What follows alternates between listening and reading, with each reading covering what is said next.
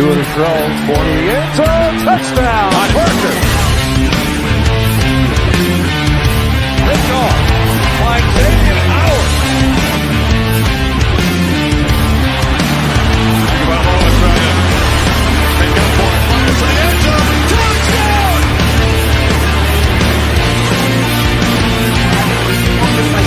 That's hard work.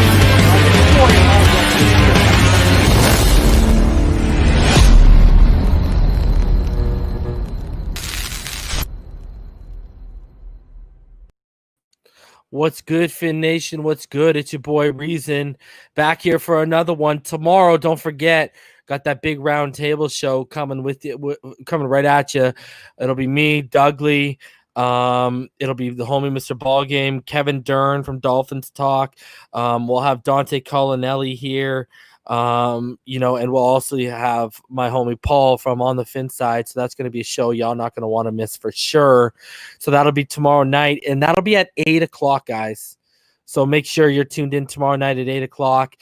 End of the season roundtable discussion between Reason, Dougley Do Wrong, Paul from On the Fin Side, Dante Collinelli, Kevin Dern, of course, the homie Mr. Ballgame, who broke down literally hundreds of plays of all 22 with me this year. So we're going to get into it, guys. I got a couple guys backstage, and then I'm going to open it up to you guys in the comment section. We're going to talk about the Armando deal right now, because obviously that's the hot topic. I'm going to take a bunch of you guys' questions. You feed them, we'll answer them. Shout out to everyone who's already showed up. What's good, Michael Simmons, Richard, Joe. What up, Larry? We got next. Naps and Real Hip Hop, Isaiah. What's good, Gridiron? How's everyone doing tonight, man?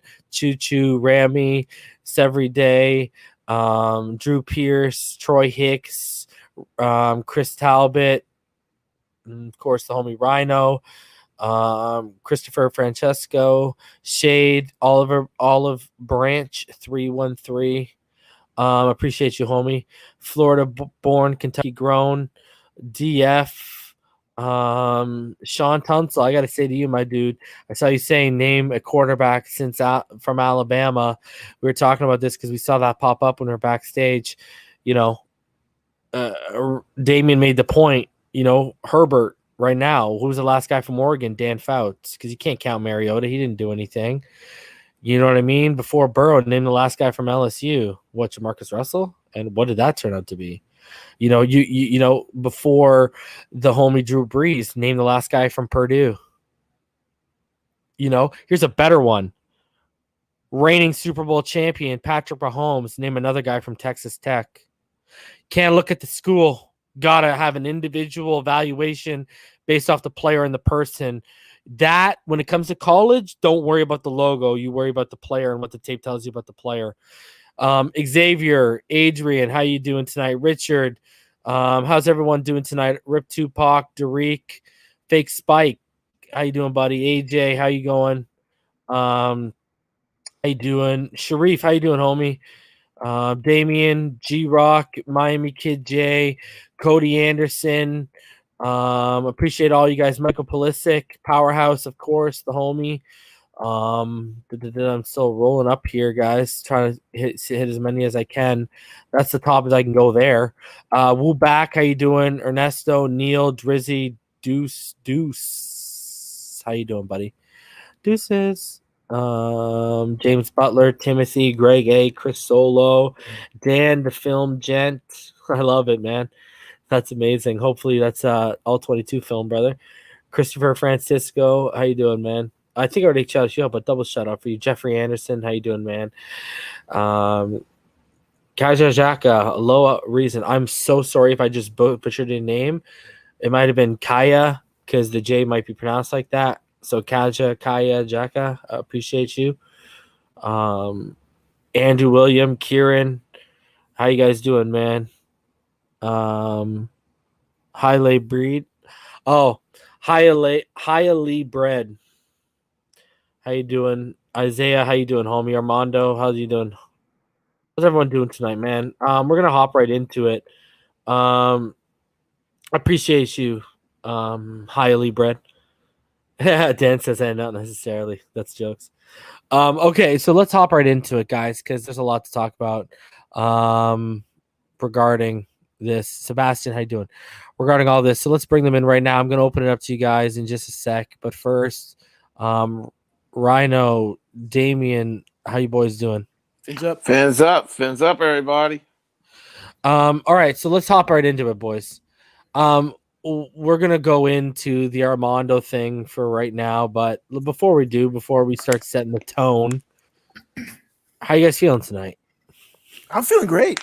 Feeling good. Feeling good, man. Feeling good. Had a good dinner. Feeling good. Oh, dinner was great. Oh. Yeah, man. This guy, I actually haven't eaten dinner. I made dinner for the family, and then I had to record the finish line. The finish line will be coming tomorrow, guys. You're going to want to check it out because, I mean, I kind of went in on this subject we're going to talk about here a little bit. It got real. And you got to hear Richmond's take. You know, if you don't want to listen to me, you don't want to listen to Ball Game, you want to go listen to Richmond Webb, okay? A man who lived this game, who played this game, who knows, you know, more than all of us and is connected to more people than us. So go listen to that. It'll be a good take. That'll be out tomorrow sometime. I guess the next question is, boys, what'd you have for dinner? Corned beef and country fried. Atta boy. What did you have, Damien? For the wife and kids, I made omelets with the veggies and the cheese and some home fries and some sounds better. and French toast. Damn. Yeah, man. I'm a little sluggish, man, but I'm gonna make it through. That's why, I'm actually gonna call you Dame Grease now for what you just put on a breakfast, bro. Man. When I'm in the DMV area, bro, I'm stopping by, bro. I got you, man. I got you. I'm licensed too to cook, so I'm all good. Licensed to make drinks and to cook. Damn. So shit. gotta do something with it. Yo, man. You ever thought about coming north to the border and cooking for a Canadian? I would, man. You know I'm a big wrestling fan. I got room and board, bro. Yo, you know what the thing is, bro? When that first AEW show comes up here, that's gonna be. I can't wait for that. You're gonna love it. I went to the first show ever because it was in DC. Yeah, you're gonna love it. You lucky guy. All right, so guys, we'll get it. I mean, I guess let's bring it up right now. Might as well before I get your thoughts. It's kind of so, guys. If you didn't know, I mean, here we go. I mean, this is what I said on the finish line. All right, let's keep it rolling here for a second. Another thing I tied into the whole Watson thing. Isn't it kind of curious how we already feels like an agent was there? You know, Ball Game, y'all hear it tomorrow from people he talked to. His understanding is that he also understands that he wasn't in the country as well when that was all going down.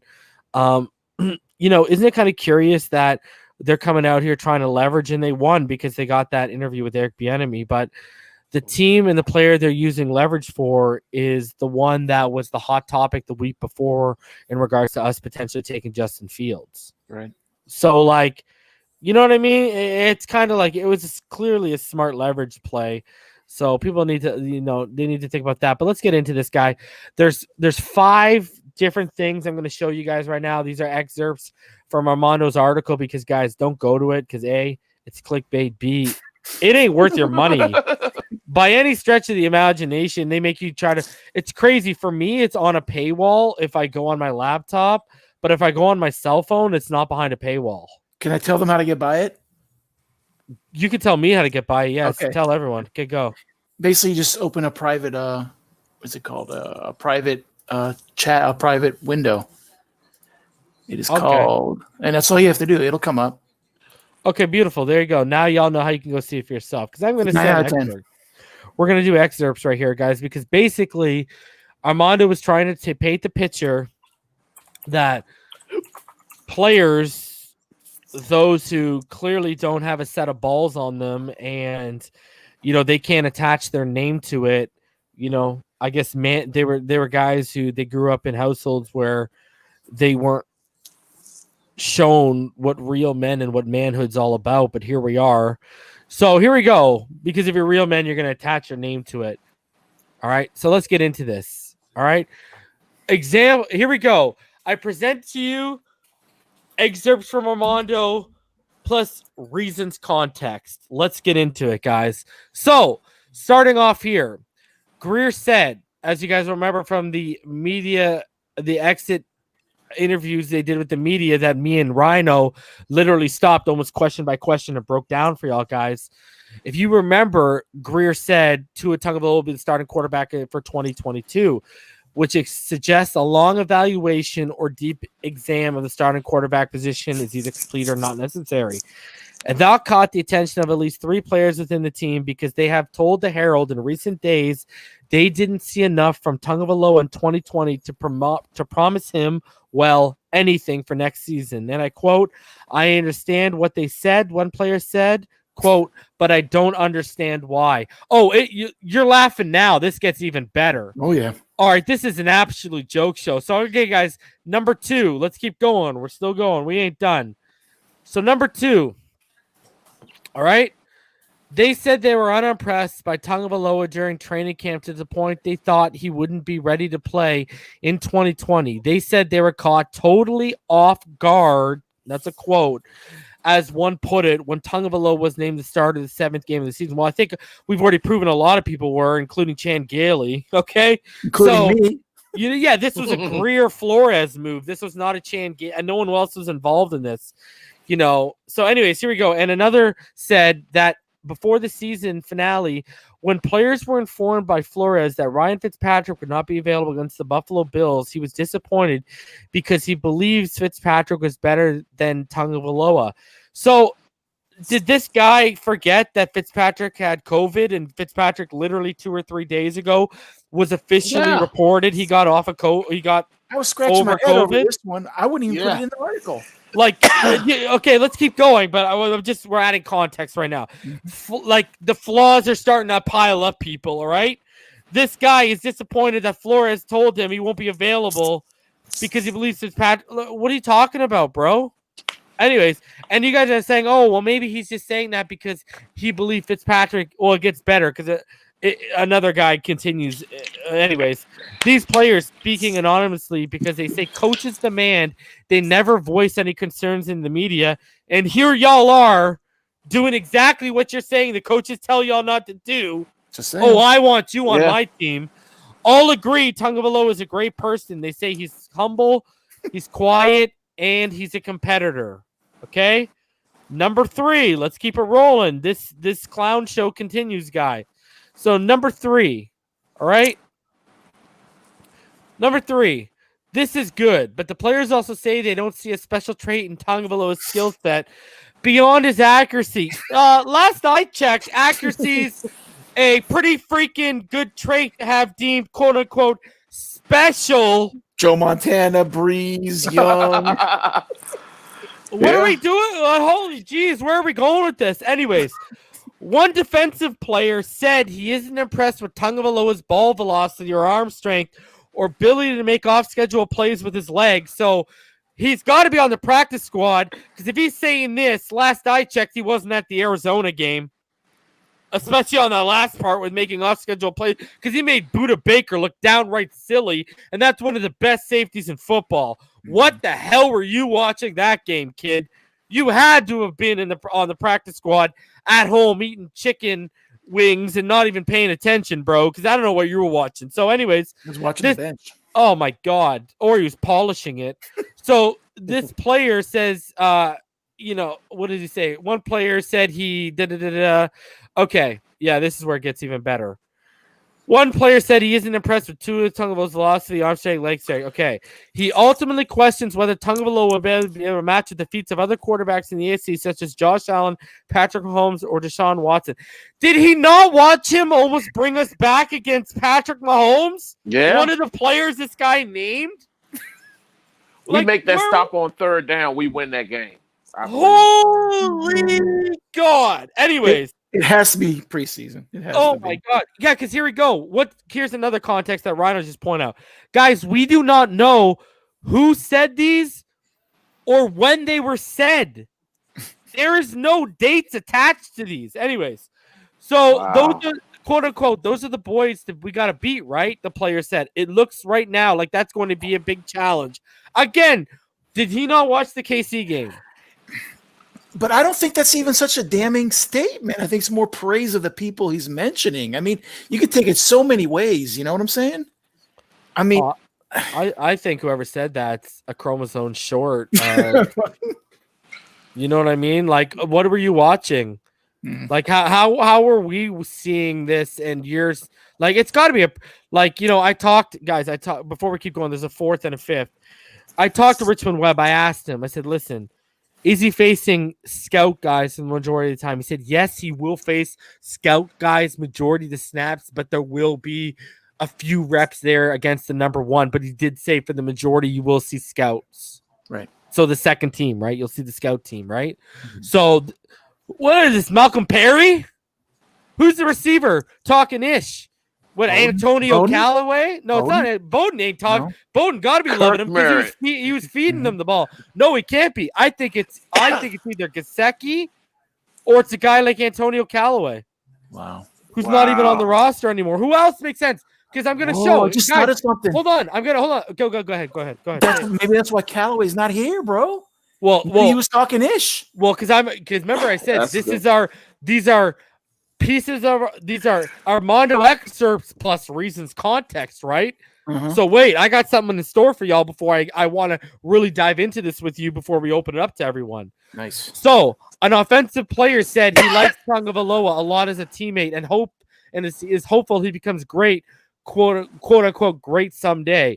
He said, but that same player added he got frustrated, quote unquote, when Flores told the team Fitzpatrick would not be available for the season finale. What are you getting frustrated? The guy got COVID. What are we being frustrated about, buddy? Maybe he blames draft the tight end in the next first three rounds. If you're getting frustrated that you got to go in there with a quarterback who at the time is 6-2, who, when Belichick took away the passing game, beat him with his legs that some other defensive player said he hadn't seen before. I don't know. He beat Kyler. He almost beat Patrick. And you're frustrated about that? Buddy, no wonder we lost because your head's not in the freaking game. Anyways, no wonder you can't separate. We always think, quote unquote, we always think the next man up no matter what the player said. But I saw Tua as the next man up because Fitz was better. And Tua was the next man up, same player for Buffalo. Because where was Fitzy boy? COVID. He's getting his nose swabbed. What do you think this guy's going to come out like again? Where do you, you guys have heard me terms. There's a lot of smart players. There's a lot of highly intelligent players. But you guys have played sports. In every sport, there's the freaking meatheads. Mm-hmm. All right? Did Armando decide to find the freaking meatheads on the practice squad? Because it's sure looking like that. Easy to target them. And you know what? If it is you, Gesicki, who's calling out this guy because you got a love affair for Fitz like Gailey, buddy, your ass is on the block if I find out it's you and I'm the coach of that team. Just saying. All right, let's continue on because you're not only questioning our quarterback in that. I've shown y'all 4 excerpts. I could have swore this whole started off with them questioning Greer and Flores. Mm-hmm. So you're questioning the hierarchy as well. So, but I don't think it's Gesicki. I do not think it's Gesicki. And I'm going to show y'all why. Let's keep it rolling.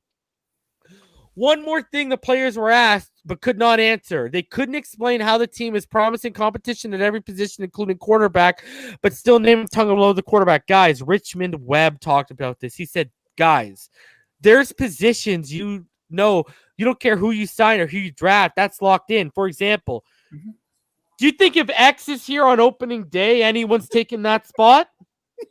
No. But they're going to tell you there's competition at the corner position, are they not?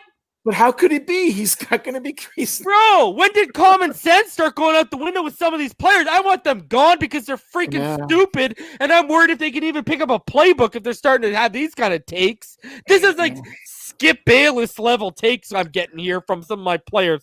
This is bad news in terms of not that there's a revolt, that we've got these kind of idiots on the team. Anyways, it's competition because that's why I know Isaiah Ford ain't one of them because the coach is Ravy's smart. And he can't. And if it's a guy like Isaiah Ford or Matt Collins complaining, buddy, first of all, catch the ball before you're going to complain. Second of all, anyone on our offense who's complaining about our quarterback, I don't care who you are, no one was consistent enough except maybe Solomon Kinley because he made Jesse Davis better and he made Austin Jackson better when he was lined up beside them. Maybe that was your most, but even he was hurt. no one was consistent enough on offense to be sitting here and putting down other offensive players. But I digress. Mm-hmm. It's competition at every position. So, yeah, Greer said about adding the quarterback spot to that thinking. Remember the media availability, my friend Rhino? He said, but I also want to be clear that Tua is our starter, and we're also very happy with his development so far. Said one player, I don't know, man. That's like a puzzle right there.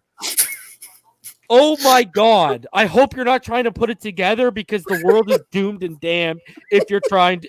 If our hope depends on that. I'm just glad I'm not the only one that had this reaction when I read it. I'm just okay. Glad. So now, reason. How can you call out players for being anonymous? What are you talking about? You want to talk about balls? Here's talk about balls. Let's talk about balls. Tyreek Hill. This is what he said to inside the NFL, not inside the NFL, inside the NFL. He said, I quote unquote, I thought he was trash. Hill said, I ain't going to cap. I ain't even going to cap, man. When he first got there, I was like, this is who y'all drafted right here. This is who y'all drafted. Talking about Patrick Mahomes, guys. And guess what? At least Tyreek Hill, I tip my cap to you because you are a man, because you put your money where your mouth is and attach your name to it. And this was after the fact you've had success with Mahomes. And I'm sure y'all laughed it off since then, because I'm sure Hill said this to him directly, right? Let's be honest with ourselves. But look at that, shows out right there of right? Putting the horse in front of the carriage in front of the horse way too early. There you go. There's example one. And B, that's what it is to have a real man, talking to the media right there. And for those of you who are trying to say Kyle Van Noy might be the guy, because I initially think that might be it. But if you go back, he was on Pat McAfee lately, guys, and he literally, quote unquote, called, quote unquote, the Miami media is trash. That garbage, man. Like, he literally said that, guys. So it ain't him. You know what I mean? So anyways, let's continue adding context. So I brought this up to you guys, so I'm going to show it. Now, Tua, in his post-season Instagram post, okay? He said, thank you very much, Miami, for the opportunity. Thank you all the fans for the support you show us all, et cetera, okay? You guys can go find this. Let's go through the comment section. Devontae Parker, more to come, little bro, 100. Jakeem Grant, keep grinding, Brody. We in the lab all summer. Myles Gaskin, I think that's Kevon Frazier. Future is bright. Mike Gesicki, just keep going, with the face with the zipper saying, shut these people up. So that's why I don't think it's Mike Gesicki. Keep going. Robert Hart. You know what I'm saying? Byron Jones, Hart. Baby, yeah. Brandon Jones, Hart. You know, like, do you see what I'm saying, where I'm going with this? So these are the people, out of all the people we've named, could we not sit here and legitimately say, especially Devontae Parker and Gesicki, not only are these some of our leaders and longest tenured guys, these are some of the names that freaking matter. All right, fits. Yeah, that matter, yeah. And listen, this wasn't, you got to go in front of a camera and answer questions and vouch for the kid. This is all volunteered stuff. Mm-hmm. So my question is, who are these clowns that are out here? Because I don't think that's why I said earlier, I don't think it's Gesicki. As much as people want to tie him because of the love affair, no. I brought y'all up. I don't think he was schemed properly with Tua. I.e., look at how they tried to match him up against Raekwon only when Tua left the game more. They started really trying to exploit that. My bet is he took him out of context, dude. I think Armando took it out of context. It might have been the next line, but I love Tua. I think he's going to be a great quarterback. Who the hell knows what these players were saying to him? This guy, I don't trust him as far as I could throw him. I really don't. Damien? I really think it was probably a backup way, third strings guy like that, maybe a guy that maybe Tua was throwing to in training camp that didn't get the light of day. Or Powerhouse made a good point. It could have been Jordan Howard. Callaway definitely, it makes a good point what you made with Callaway. I'm jokingly saying, fuck it was Fitz. But, hey, he's on. I think we all can agree that he's on his way out. Yeah, he's on his way out, and he acted like a baby when he got benched. Yeah, that's what makes me, you're a pro. You don't do that, man. I don't think it was Fitz though. No, I know. I'm just saying some bullshit. But the defensive player, I don't think it was a starter. I don't think it was none of our starters in the secondary. I think I could see a Jamal Perry, somebody like that, who possibly made that comment. And that's what happens a lot on teams. Like, that's who the reporters will go to, the beat writers will go to. They'll go to the practice squad guys, the guys who are down the roster, because they know they're eager to get any type of shine, and they'll talk. The players will figure it out. I know that. Yeah, the players are going to figure it out in-house, it'll be handled in-house. And, one thing you got to do is just notice, like, from a key person leaving.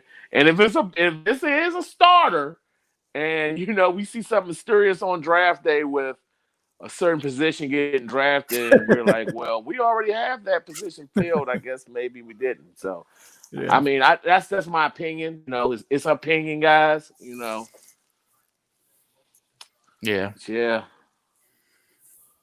So, okay. I don't know why Armando deleted this, but Armando posted this and then he deleted it. And I got the screenshot here. This is what Armando said today. He deleted it. He said, I've heard the accusations that my reporting is being questioned due to quoting anonymous sources. After consulting with them, I can confirm that they still wish to remain anonymous, but are definitely totally real individuals. And guys, this is satire if you haven't got it, because I mean, there's a lot of people out here, guys. I want to post this question. This is satire, guys. I want to post this question. Do you believe that? Because a lot of people out here think they're made up. That's his job. So I would be very. No, I'm not gonna. Yeah, I'm not gonna call him a liar either. Yeah. That's big stuff right there. Yeah, that's a big claim because he could lose his job, right? But there's literally a petition out there right now. Oh yeah. About getting him off the Miami Herald. I signed up. There's literally a petition, guys, to get Armando Salguero off the Miami Herald right now. Yeah. Because if you guys don't know, he lost a lot of credibility. Remember last draft season where you guys saw my tweet blow up a little today, right? One day it's, we're trading up for Burrow. The next day it's we're passing on Tua for Herbert. The next day it's, hey, we're trading back and we're taking Love. The next day it's we're drafting Tua. Then on Friday it's, hey, we're not drafting anyone. Then it's rinse and repeat the next week. And you remember guys like Joe Shad?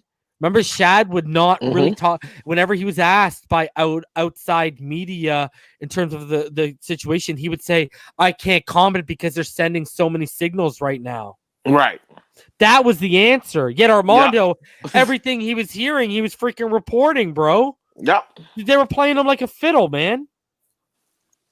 And look at Bleacher Report picked this story up today. A whole bunch of outlets responds to this because like everybody's talking about like it's on ESPN. Someone asked, like, I wonder what Flores and Greer thought waking up to this today. And I think Will Manso answered. And he said, or Clay Ferraro, and he said they woke up continuing to strategize for their offseason and prep for the Senior Bowl. It's at a time now. I think they may have to address it. I think. You know what the problem is? You know what you do? Give them. You need to instate because here's the thing. I had this conversation with ball game in Richmond. If I was a quarterback of that team, right? Okay, let me put it this way. Let's say I was Devontae Parker. Okay, I'm one of the leaders and I'm one of the head offensive guys of that team. I haven't missed any donations, by the way, Ryan. I just want to make sure, right? Okay. So there's 283 of you in the room. Smash that like button. If I'm an offensive leader, I'm blacking out certain reporters. And, Richmond made the point, well, you have to talk to them. I said, okay, then I Marshawn Lynch those guys. I give you 1-2 word answers. And then the other people I give long extended answers to. So, I'm fucking blacking you out. And that's the game I play with these guys. Armando gets it. Omar, you're leaning towards it, bud. You're walking that fine line, man. And, he told me a story. Do you guys remember Gene Atkins? Yes. Safety. Mm-hmm. Okay. Do you remember how Jason Cole used to cover the Miami Dolphins? Mm-hmm.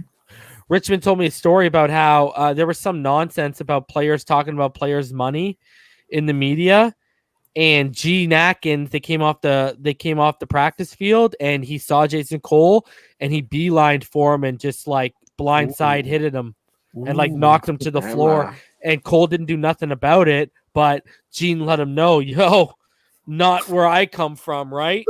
He did not play that, and that's but now you can't do that, so black him out. I'm telling you, man, set a precedent that if you start pushing this rumors and this BS, we will black you out, man. The issue with that is, though, then his peers will come to his defense and they'll black the Dolphins out. That's what they're scared But a lot of people aren't. No, they won't, bro. Because I'm not saying they will. I'm saying that's the. But here's the thing, Rhino. How many of Armando's peers came to his defense today? Not many, if None. any. Yeah. When Armando hold on, check it.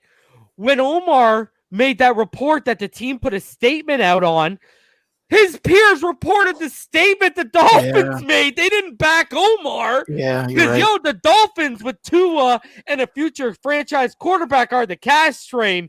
Omar and Armando are replaceable. And I'm gonna tell you right now, is it gonna take the white boy from Canada coming down to South Florida and showing y'all what objective reporting's about? Because hey, I can come down and do it, and I can be the pushback in the media that all these fans are hoping for.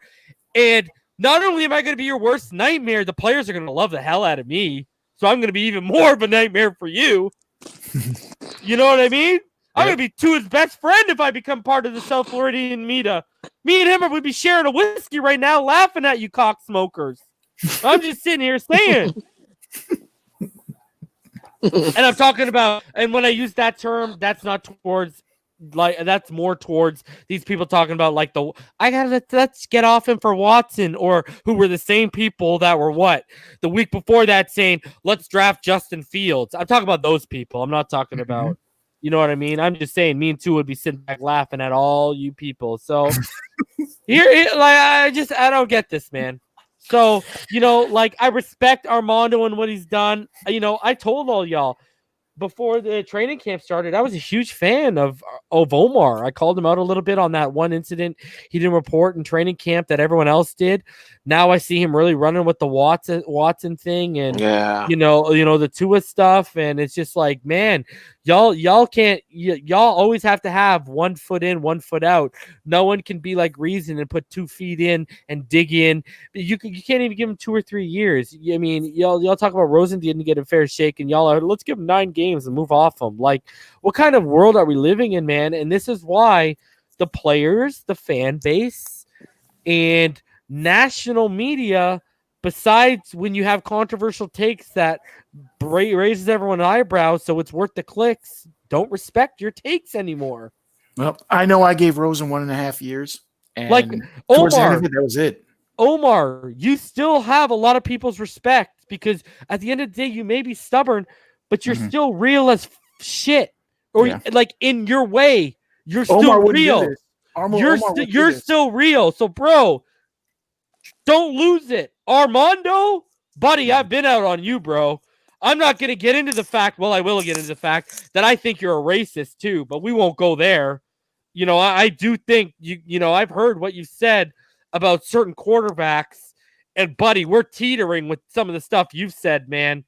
And now, here we are, you're trying to throw my Samoan quarterback to the wolves. I mean, buddy, chill, right? Relax. Because Armando, I can replace Omar.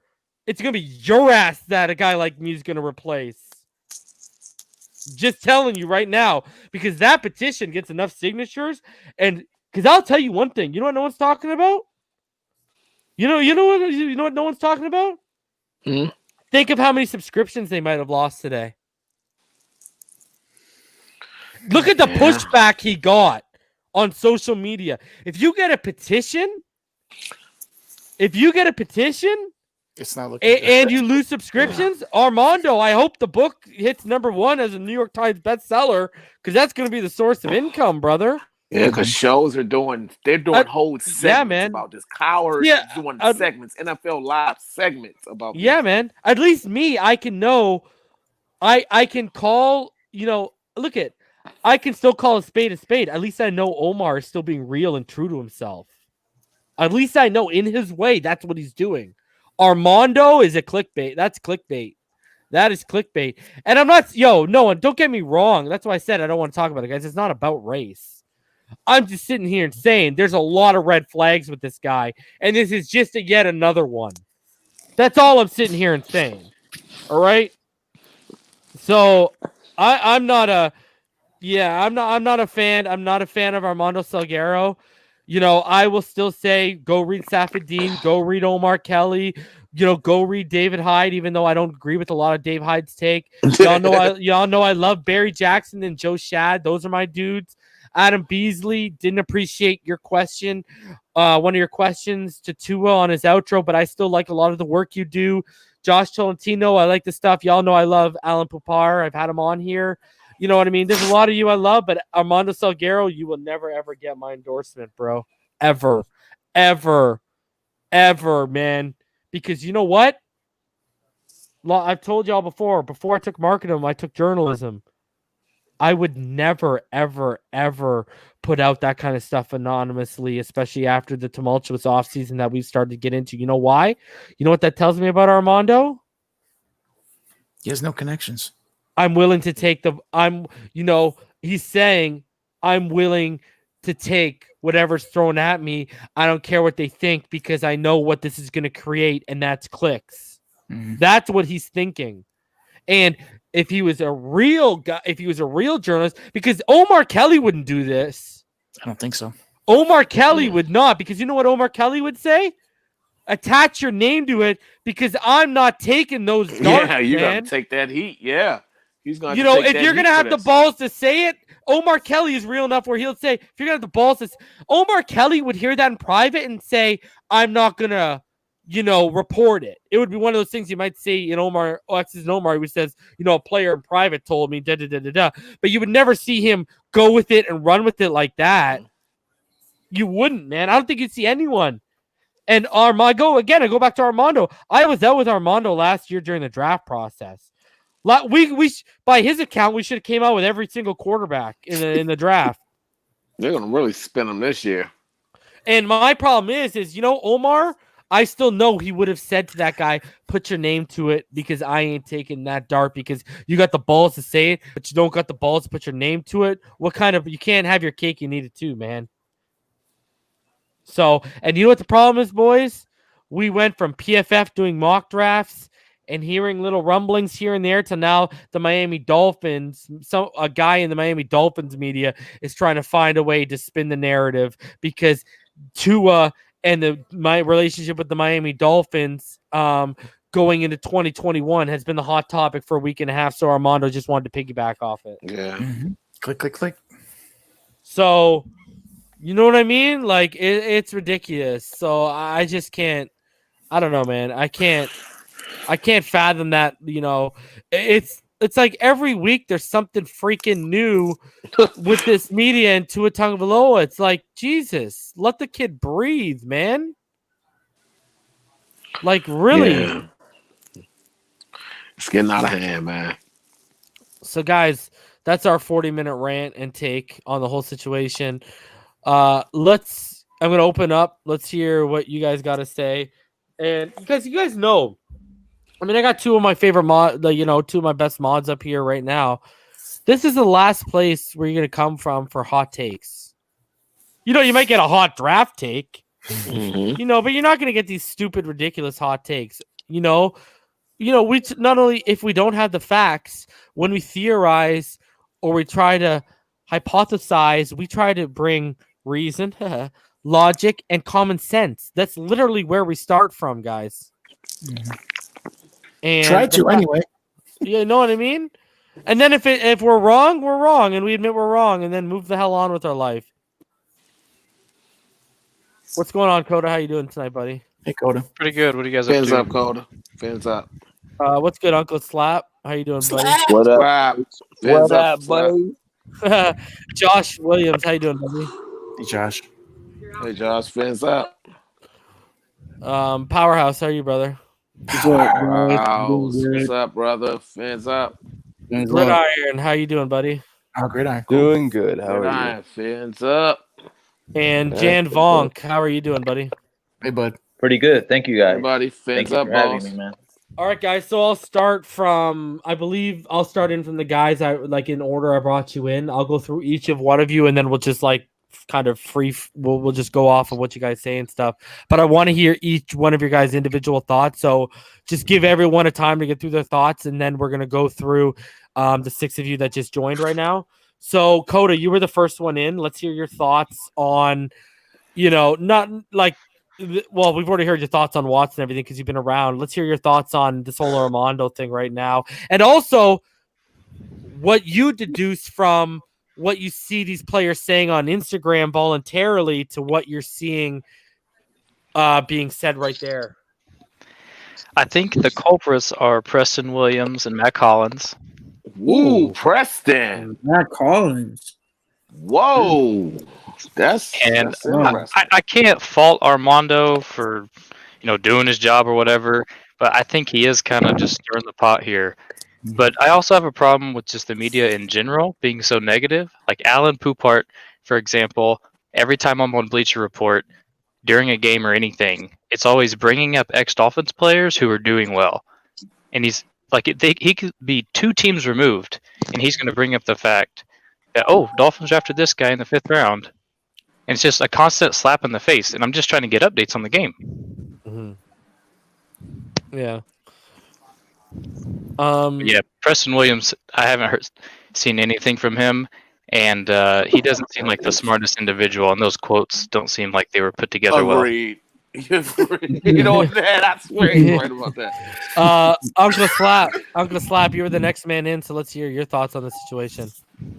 Man, honestly, I think Flo need to get ahead of this real quick and hit this in the butt and make an example out of anybody that talks to the media about their teammates like that. You know what I mean? Anybody that talks to their teammates like that, about their teammates like that, don't deserve to be on a team. You know what I'm saying? So I think he needs to put his Sherlock Holmes stuff on and go hunting for real. And you know what I mean? I don't care who it is. It could be the next best player, and they got to go. You know what I mean? Yeah. That's how I look at it. Joshua, let's hear your thoughts on the whole situation right now, if you're still there right now, because I know you're muted. Yeah, I just muted myself because I was having some feedback issues, but I just want to say one quick thing.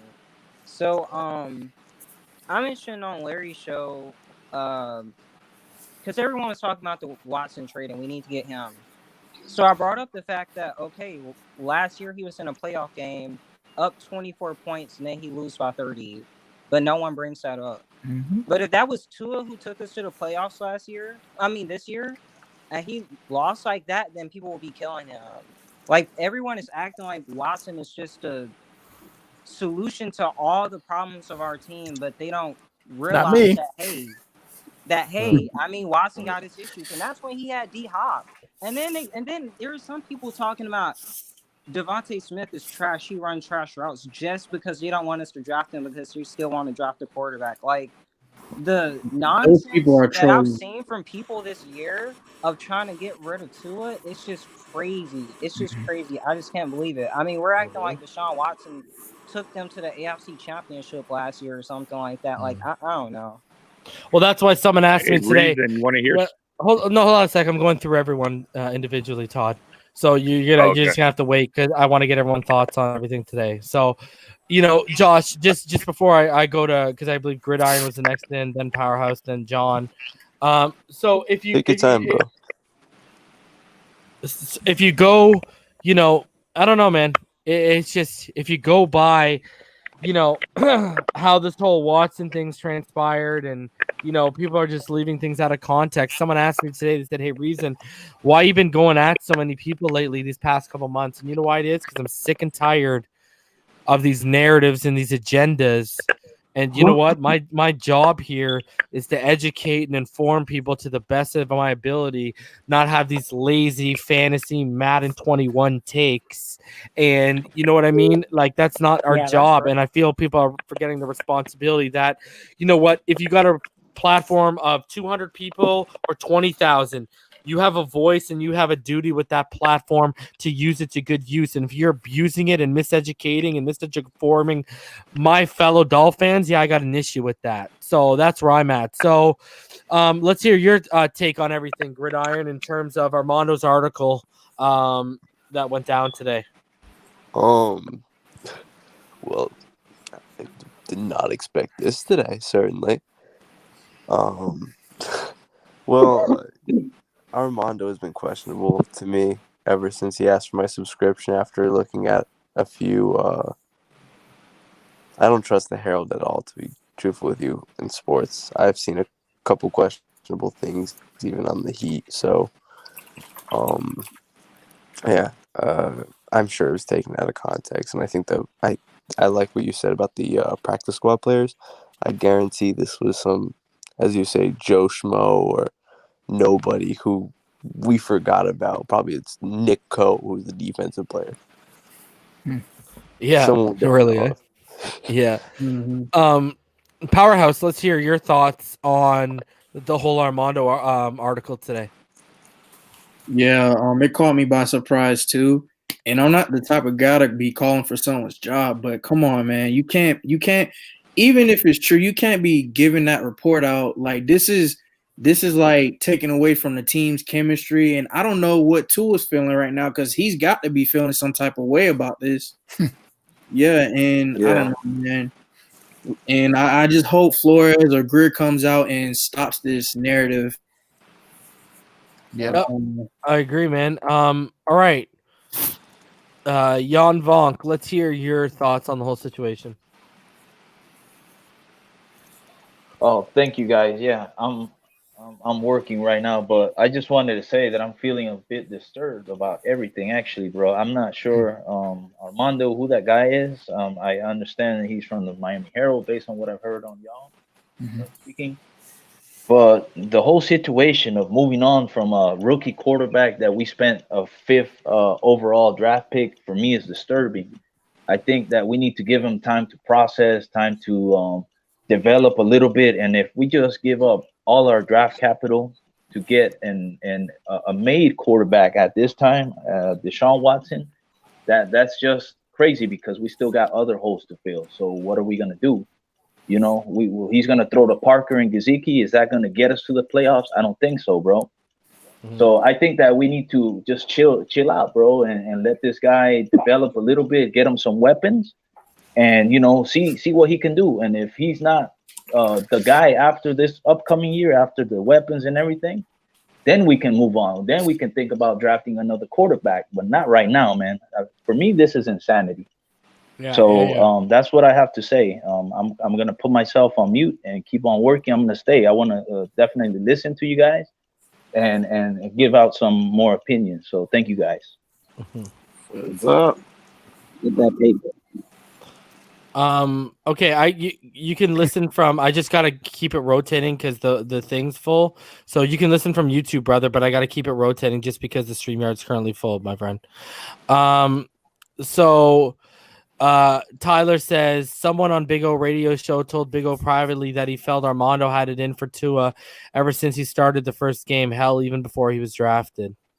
Well, he wanted everyone except Tua, and that's why I said on Thursdays when he would say he wanted Tua after he was done with everyone else in terms of the Herberts, the Loves, and the Burrows, right? And then he would even try to convince us on Friday that we're not taking a quarterback. So, all right, Todd, let's hear your thoughts on the whole Armando I'm not surprised. Article.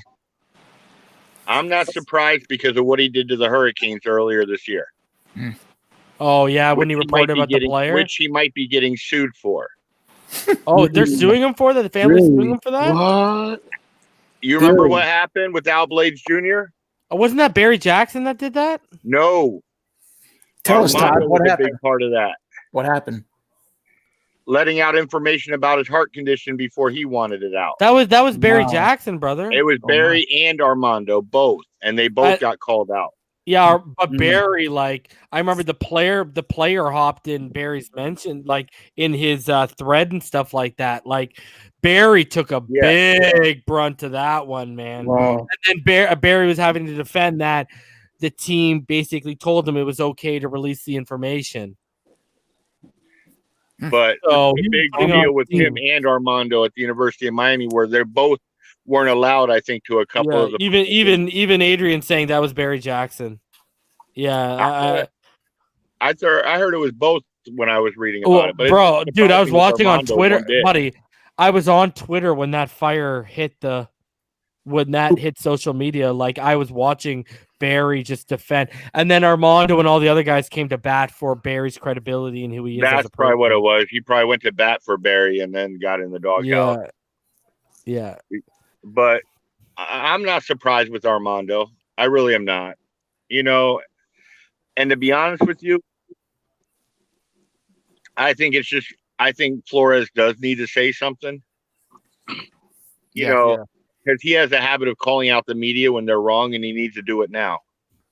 Yeah, but see, the thing is, we got used to that because they were pulling these stunts during the season when he had to face the media, right? I agree with you though. Like, I would declare it, and just so you know, Soren, I see you backstage, but your devices, whether it's your camera or your audio, aren't fully connected, so I can't bring you on, bro. I'll give you a couple minutes to get that sorted out because I got people still trying to enter, and it's full right now. Mr. Miami, let's hear your thoughts on welcome to the show. Yeah, Soren, you got to make sure everything's connected because right now it says devices are not connected. So, Mr. Miami, let's hear your thoughts on and guys, we got 300 in the room right now. Guys, smash that like button. Soren, let's hear your thoughts. Sorry, Soren. Mr. Miami, let's hear your thoughts on what you saw, what you took away from the Armando Salguero article. Sources, players, these are the words he uses. I mean, I don't really think much of it. I mean, professionals, men, they put their name to it. Anyone can be a source. Who's these sources? Okay, I mean, I can't rule out that there were some disgruntled players. Okay, I won't put it past Mike Gesicki, someone like that. Maybe his production went down, but I don't think he would. But maybe he's just making it up. It's concocted. Armando wants to get ratings, clicks. I mean, I don't know, but it will hurt the team chemistry. Go in, Rhino. That's his ass if he's lying, bro. That is his ass. Yeah. And I'm assuming he has. That's why I won't call him a liar. That's why I won't call him a liar. I will not until I know he is. Yeah, that's a big claim. That's a professional claim. That's career yeah. Like, he'll never get hired again, bro. No. How could they prove he's lying about that though? His editor will ask. The editor will ask. Yeah, and the editor has the right to know. Yeah, exactly. Look at Rhino. Did you take journalism too, brother? A little bit, yeah. All right, even if the editor asks and he just puts a random dude's name to it. Like, what they're gonna do? Some guys will verify, bro. You got to verify your source, right? Just like don't you remember when you used to write your theses at the end? Remember what did you used to have at the back end of every thesis and every paper, right? I would be shocked if you lied. I would be shocked. Even if they did that, like, I asked this guy for a source, but what if that guy says, then he won't put. Then the editor won't put it in. The editor won't put it in. You're confusing. Okay. You're confusing today's standards of journalism and what journalism's supposed to be. So maybe you're right, but that editor won't have a job for long either because there's going to be someone above him. I just had to kick. What if it was just a conversation? What if it wasn't supposed to be on the record? You know what I mean? He still has to verify to the editor. He still has to verify to the editor. No, I get that. Yeah, but what if the player was just saying, giving his opinion to him, like he tried to get on some cool, some cool ish with him. But he can't. But he can't. He has to put a name. He has to put a name to the source. Yeah. Someone above him has to verify it if they need to verify it, because this is a big claim he's making. This isn't that small thing. Yeah, because you could sever that. You could hurt ties with the paper and the and the team, right? Especially if you don't fire Armando and it's proven that he lied. If you don't fire him, then yeah, you can. But okay, so the show says reasons. One thing I get, rookie needs time, 100%. But do you think his hip injury has affected his power, which hopefully he'll regain in this offseason? Here's my thing. I've kept going back, guys. He spent his whole offseason rehabbing. He wasn't like Burrow. He wasn't like Herbert. He wasn't even like Jordan Love. You know, they were playing in their bowl games. They were working with professionals. Like Herbert was working with professionals. You know, Burrow was working with the Palmer brothers and Hushmanzada. You know what I mean? They were working on things and they were preparing. They were spending their offseason preparing, and they were fresh off football.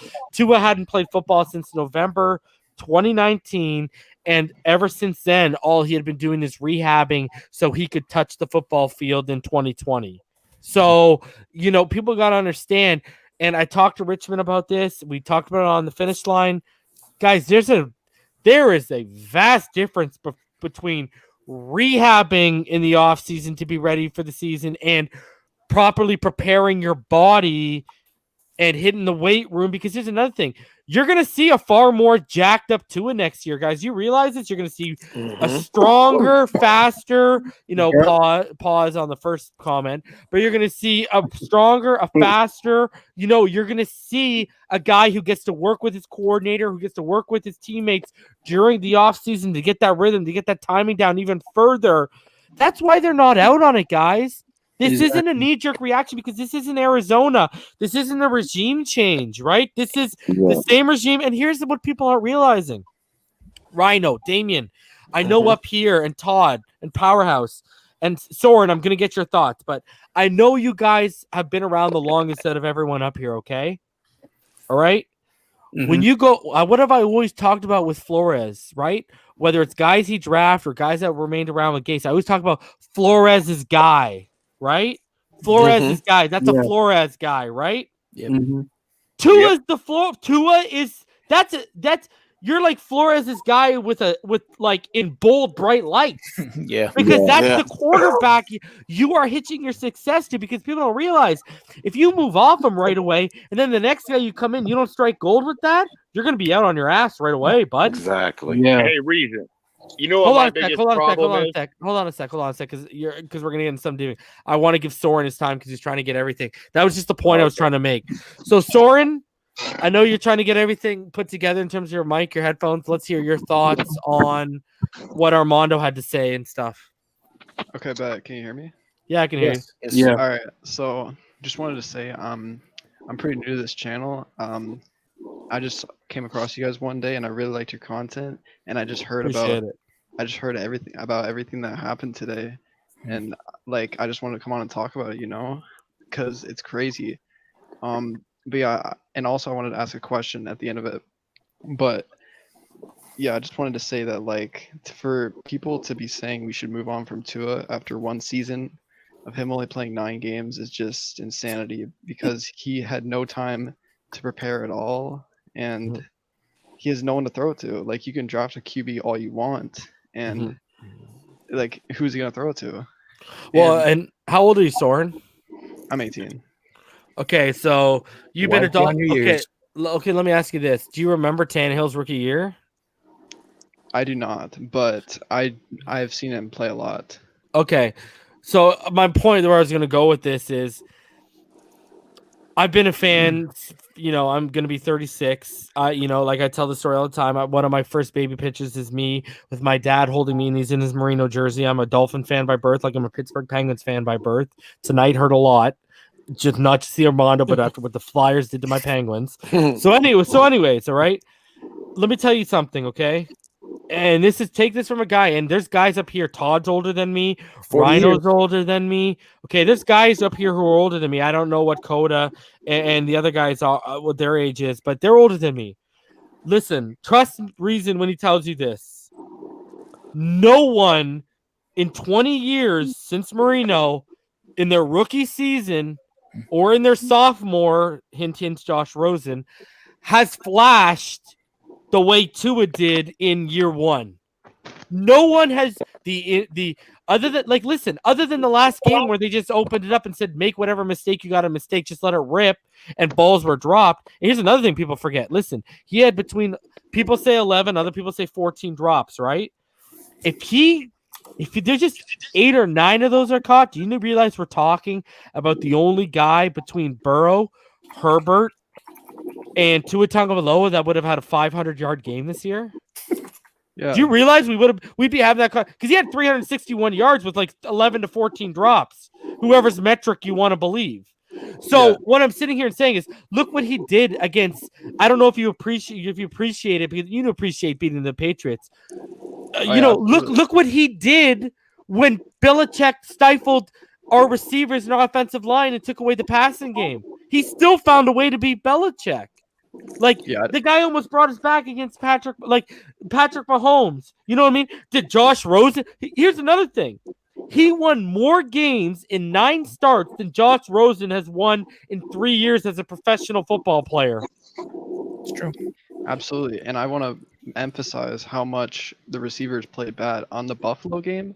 The receivers dropped like what, 16 passes? Yeah, it's between 11 to 14, depending on who you want to believe. Yeah, and people are giving a shit about Tua. Obviously, he struggled, but people need to remember that the Bills are a Super Bowl contending team, and Tua has played a lot of great games this season, especially like Arizona and KC. He almost made a big comeback in that game, and many other games he played well, and I think he has a lot of potential. But people need to let him develop, bro. I think that people just have such high expectations nowadays, and if a rookie QB comes in and he doesn't put up the same numbers as Mahomes, people say, "Oh, he's a bust." Just get rid of him. Here's the thing. Here's what and I'm here to educate these people that think like this.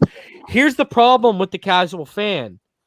They take everything at face value. They don't look at the context of why did Justin Herbert succeed? Not just the offense, not just the weapons he had around him, but that's a vertical seam-based offense. Open it up. The Chargers are continuously chasing the game, so he has to throw between 40 to 60 times, just like Burrow did. Whereas Tua, when we initially started, we only asked him to throw 22, 23 times in games we were winning. And we are not a vertical-based offense under Chan Gailey when Tua was calling. We were far more horizontal-based. People don't take that into context. They just say, oh, my God, this guy's producing that much. He must be the guy. Well, hey, guess what? Newsflash. From what we've learned, if it was Herbert, if it was Burrow, if it was Tua, Chan Gailey would have called a different game for them than he would have for Ryan Fitzpatrick. Didn't matter who it was. That was his guy. And that's what people aren't sitting here and realizing right now. That's why, when you get, why is it Fitzpatrick comes in? Well, I don't know. Maybe the fact that no NFL player, ever has spent more time in Chan Gailey's system than Ryan Fitzpatrick. Oh, I don't know. Maybe it's because he's played in the NFL for 16 years and you could literally see him making pre-snap reads of the ball's going there based off what he's seeing from just the safety and the middle and the mic. He's like, okay, I'm going right there. Whereas a rookie, no rookie is usually, Patrick Mahomes said last year, it wasn't until midseason last year he started being able to read some disguised coverages. That's a year and a half as a starter. That's 2.5 years in the league. Absolutely, man. I feel like there's so many idiotic Dolphins fans out there. I think if a lot of people had their way, they draft a QB every year, and if they didn't take him to the playoffs. And think of how much capital that's wasted, man. I tell people, look at this. RG3. Well, where did they draft Kirk Cousins? They didn't waste a first-round pick on Kirk. Nope, fourth round. Fourth round, man. Yeah, speaking of the draft, I was wondering about your draft thoughts. I was wondering if we should take Penei Sewell or Devonta Smith at number 3. I was wondering if I get your thoughts on that. I'll be happier than a pig in. I'll be happier than a pig in shit. I'll say it this time. I usually say you know what, but I will say I'll be happier than a pig in shit with either one of the selections. Because here's the problem. Either way, I'm right. I've been banging the table for Penei Sewell. I know you just found this, but I've been banging because I came from another platform and then I started my own channel. I've been banging the table, and there's people who can attest this for Penei Sewell. We're coming up on draft season. It's going to be like a year by the time we come up on like March. Like that's how long I've been banging the table for that kid. And then Devonta Smith, when you go back to me, you can go back if you're new. You go back and find my video where it says the top 25 college players Dolphin fans should be watching this season. Devontae Smith was the top receiver. Okay, I've been banging it for Devontae Smith, and either way, I'm right. So I'm fine with either selection. I think Penei Sewell, gun to my head. I've said this multiple times. Gun to my head. Penei Sewell. If you said pick a guy who's going to get a gold jacket in the draft, it's going to be Penei Sewell. Who do I think? No prospect is a lock. Okay, but who's the one I would thumb as Hall of Fame potential? It's him. But Devontae Smith is not far behind because you all know my comp is who? Marvin Harrison. Last I checked, Marvin Harrison is in the Hall of Fame. Absolutely. It really is a hard choice because they're both just so amazing at what they do. Oh, and breaking news, guys. There is word. I've told Rhino this and Damian privately. I'm hearing word that Jalen Waddle might be going back to Alabama. Mm-hmm. Oh, yeah. So monitor that because that I think that's what's going to probably happen. And I've talked to a couple guys at PFN about it, and they've heard the same thing as well. Yeah, I don't know if you guys watched the college championship game. The way that Smith just torched this year and Waddle next year. Yeah. Smith is special, Soren, bro. I called him, buddy. I called him winning the Heisman weeks before it happened, bro. Yeah, the way that he just torched that defense, man. I think either one would be special, man. I don't want to hear nothing about the frame. I've given the Isaac Bruce comp. Isaac Bruce is 5'11", 173, and played in a way tougher era. Marvin Harrison, same body type. You know what I mean? Like I don't want to. I don't. I think Tyler Lockett. He's way faster. That's the thing with Tyler Lockett. But y'all know I love me some Tyler. To ask Rhino, you want to hear Reason Conspiracy Fantasy GM? Who needs to shed some cap this year? Every year, Seattle. They got to pay DK, right? Coming up. Yep. Buddy, who do you think I'm calling them for Tyler Lockett? And I'm saying, what is it going to take to pry away Tyler Lockett? Because they got to pay DK. And guess what? They might lose Chris Carson this year. So they might not have a running back. When you got DK, who are you going to take? Tyler Lockett? Or are you going to take Chris Carson if Chris Carson can stay healthy? You're probably going to want to pay Chris Carson. Mm-hmm. And I'm just sitting there saying, like, hey, guys, because Tyler Lockett, I mean, y'all heard what I've been saying since I've had my platform, that I think he's one of the most underrated, if not the most underrated player. Back when I was saying Nick Chubb, I thought Nick Chubb was so underrated because I thought he was the best running back in football. And then Tyler Lockett, bro, you look at this kid, what did he did to Noah Igbenogany? Oh, God. Boy. I don't even want to think about that game. Stephon Diggs 2.0, bro. Who's that other receiver from Seattle that got hurt and he ain't come back? Baldwin.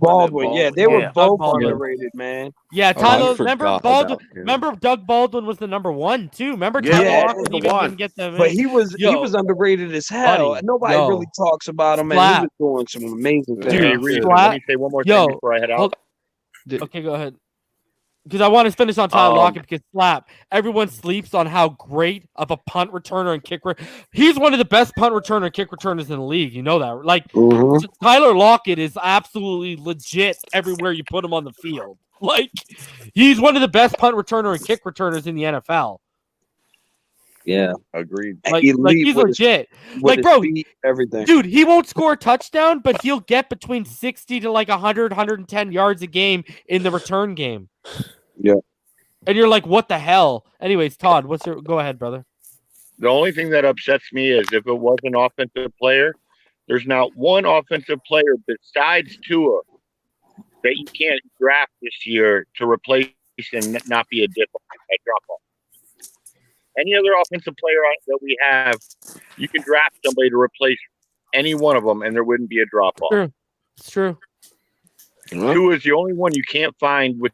And you know what the problem with that drop-off is? You know what the problem with that drop-off is, Todd? I keep telling them, even if it's Trevor Lawrence, because he's going to have the rookie bumps and bruises and the learning curve, you're eating another year into Byron Jones, X, and that secondary before they hit 30. No, I agree. But what I'm saying, though, is with the way they performed this year, even Devontae, you're telling me you're a guy from Minnesota can't do his job? Oh, I'd take Rashad Bateman over level? MVP right now. Yeah, I'm saying at that level, buddy. I think Rashad Bateman has a better a way bigger catch radius than Devontae Parker. I don't think it's close. Right, but what I'm saying that, and then you go with our tight end Gesicki. There's many tight ends who could run routes better than him. Well, I would only Coming take, out. to be honest with you, I'd only take That's Furman. good, Tom. I don't even know. Okay, hold on a sec. I would only take Kyle Pitts and Freiermuth. Y'all would take Brevin Jordan over Gesicki? I'd pair him up with Gesicki. No, just Furman. He can run routes, though. I will tell you that. I would get Jazz Newsome. Yeah, but later running rounds. routes, man. Them hands, man. That's And the slot that right there, vertical. Powerhouse. Yep. My thing is, I think Gesicki's more I think Gesicki's more dynamic in the open field than Brevin Jordan is. I don't know about that. His vertical, Jordan can move. I mean, his vertical is insane too, man. Yeah, but Brevin Jordan looked better to me in Vegas than he did in Miami. I was totally sold on him having a big year this year, buddy. He wasn't even in Freiermuth's tape last year or Pitts' tape this year's realm. Yeah, that's my issue. What I'm saying is, any of our offensive linemen, they can be replaced, and we wouldn't miss them. Now, I would draft Brevin Jordan on the point of we need to start drafting more U players in Miami. What's going on? Now I'll take him on the sense of that. My problem is I feel like you're gonna have to take Brevin Jordan in the second round, and I'll pass. Yeah. That's my issue. Like you could convince me to take in, like, the last rounds. You could convince me. I was gonna say you could convince me to take Pat Freiermuth in the second round. What about Gridiron? Honestly, Gridiron. I think this is again like last year, such a weak. Well, other than the top three guys, such a weak tight end class. It's so brutal.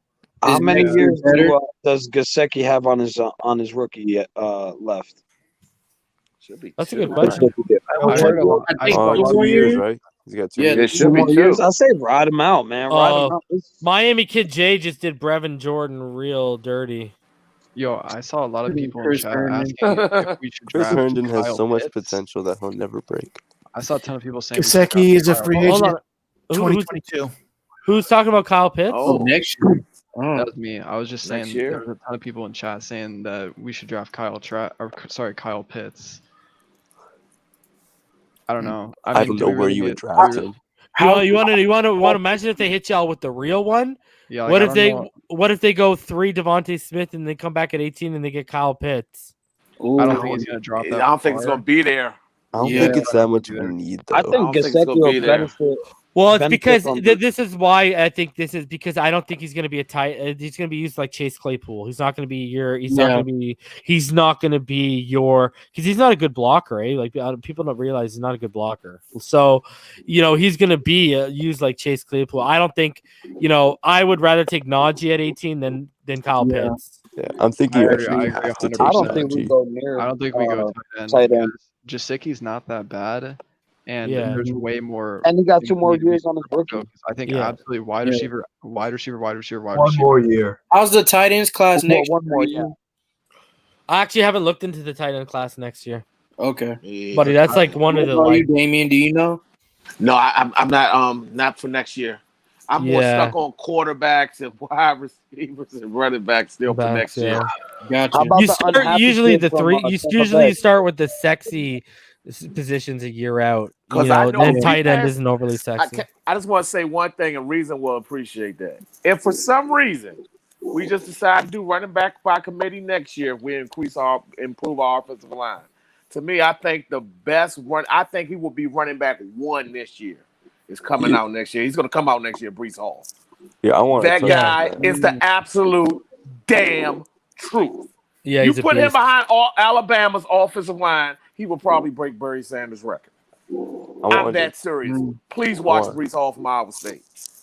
Just look him up. Just Google him. Buddy, just Google him. I'm gonna start calling you a closet Iowa State fan, bro. First with the Penix, now with the Breece. I follow Iowa State because I'm a pathetic Nebraska Cornhusker fan. They used to be in the Big 12, so I have still a love for the Big 12. As far as like following Big 12 players. So yeah, and they got a decent tight end too. God, I forget his name. His name slips my name. I don't know if he's coming out this year or next. Their tight end from Iowa State, big guy, can block well, runs decent routes, good hands. God, his name slips my mind. I gotta try to Google their roster. He stands out on every Iowa State game. Yo, I wanted to. Let me ask you this. Okay, let's stick with Iowa State for a second, bro. Would you take a guy because I liked him last year and I expected him to take a leap. This is how I found Breece Hall. Would you take if he's sitting there in the 6th or 7th? Would you? Yes, I would take Brock Purdy. I would take him as a backup. Why? Because now we're getting back into normal. So Tua's our guy, but you can showcase that in the preseason. Green Bay used to live off it all the time. Mark Brunell, Hasselbeck. A lot. I mean, you that's how you accumulate a 2nd or 3rd draft pick. Like that's how you do it. I have no problem in the 6th round every year you draft a quarterback. And you showcase them in the preseason. Plus, you need a solid backup. Buddy, I thought he was going to take such a leap. I thought he was going to take such a leap this year. Mm-hmm. Breece Hall took away from a lot of that, just being that dynamic. Like, he took away from – and Xavier Hutchinson and wide receivers, he's solid, too. I don't think he's coming out this year. I want to say next. They have some weapons. I want to look up that tight end. Okay, so Rhino. Bud. I mean, reading the chat. I'm sorry, bro. What's the chat saying right now, guys? If you got your questions, let me. If you got a good Charlie question, Kohler, Charlie Kohler, the tight end. That's the kid's name. If you guys got questions, it's Ask Reason in the panel right now. So knock us out with any questions you guys got. What's that, Dickerson or Creed Humphrey? Dickerson. Creed fell off this year, man. Yeah, Creed. I was gonna say Creed had a buddy. Not only did Creed had a tough year, my boy Dickerson out here suiting up 2 weeks removed from like an ACL tear, snapping footballs. Man, I want that kid, man. And again, familiarity. I keep going back to chemistry. There's so many chances in this draft to draft chemistry. And again, I told you guys, there's a potential that Jalen Waddle is going to come back, guys. So if you got Jalen Waddle high on your board, you might want to have an asterisk to be prepared. I hope he comes that announcement will be coming soon. Yeah, that depends if we have a first round next year. I hope he plays next year so we can potentially get him next year. Okay, so here's a center question. Do we move Dieter to center and he starts in 2021, especially guys who saw the all-22? He had that tough first rep and then he started blowing people up. So do we, because you guys saw it's pretty, you got your Dickerson, you got your Humphrey, you got your Myers, you got your Trey Hill, you got your Alec Lidstrom. It's pretty top heavy at center. Is Dieter the move? Rhino, Damien, let's start with you. And then Pyro, let's start with you. Then Rhino, Damien, let's hear your thoughts. And then we'll get the rest of you can chime in. No problem. Don't draft Najee. Don't draft Najee. Why? Where's Pyro? I have no idea. Didn't I say Powerhouse? No, you said Pyro. Oh, Powerhouse. I'm excited, man. Yeah.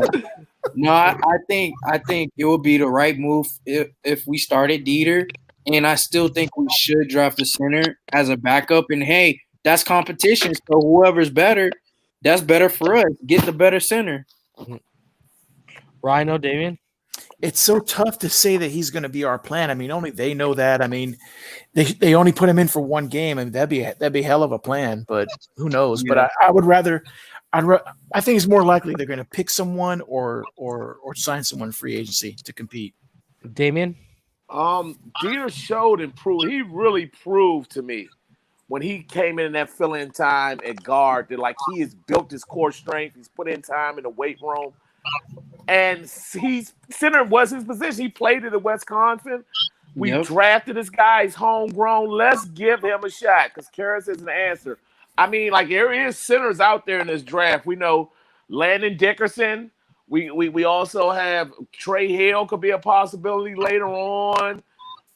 I mean, we have guys. We have Creed Humphrey. I would take Landon Dickerson before anybody. Creed Humphrey second, but Trey Hill could be there in the 4th round also.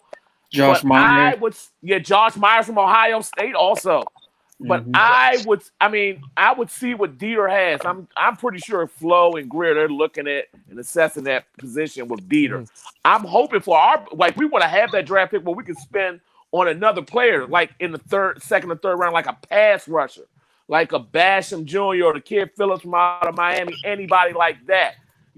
So like I'd rather waste that draft pick on that than the center position. I hope Dieter's the guy for us. Yeah. Coda, Uncle Slap, Mr. Miami, Gridiron, Soren, you guys got any thoughts on the situation?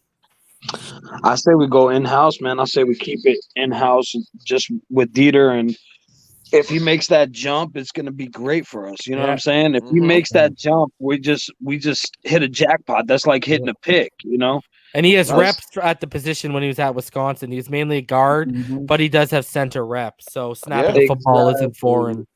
Yeah, I would hope that they're getting him more reps like now in practice and everything, and just trying to groom him into a center, Yeah. But I would just if we can't do that, I would prefer to go, free agency to address the center position instead, or a late round draft pick. I would like the big sexies for the 1st round, the 2nd round. I want the weapons, I want those sexy picks. So Destin Williams says, what OCs that fit Tua the best?